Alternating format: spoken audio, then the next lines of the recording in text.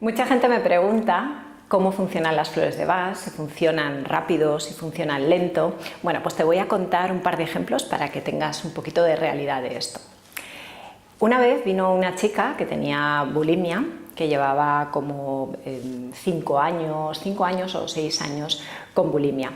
Y vino a la consulta, la traté, le hice su preparado específico de flores de Bach y lo que ocurrió fue que a la semana, bueno, a los 15 días realmente, a los 15 días siguientes que volvió, le pregunté cómo estaba y me dijo que estaba igual, que seguía exactamente igual. Y bueno, entonces quise investigar un poquito más en esto, ¿no? A ver qué era eso de igual, que se sentía igual. Y lo que me comentó, porque en un principio ya venía que no tenía ganas de vivir, que se encontraba deprimida, se encontraba muy mal, seguía con la bulimia. Y entonces en esta siguiente entrevista, lo que ya me comentó es que ahora sí tenía ganas de vivir, que sí se encontraba alegre y había encontrado trabajo.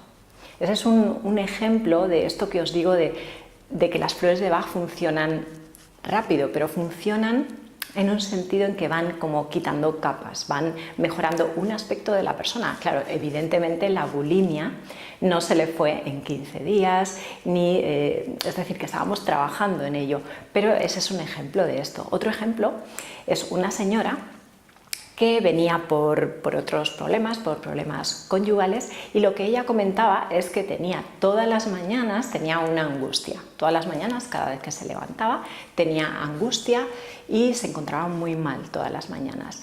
Entonces, bueno, hicimos el tratamiento para lo que ella quería, su preparado de flores, y a la tercera visita, sí, fue a la tercera visita, esta señora pues ya le pregunté, recordé la angustia que me había comentado en la primera visita y le pregunté cómo iba esto y me dijo, pues se me había olvidado y no, ya no la tengo, hace mucho tiempo que no la tengo. Entonces, como veis, las flores de Bach tienen un funcionamiento maravilloso y rápido.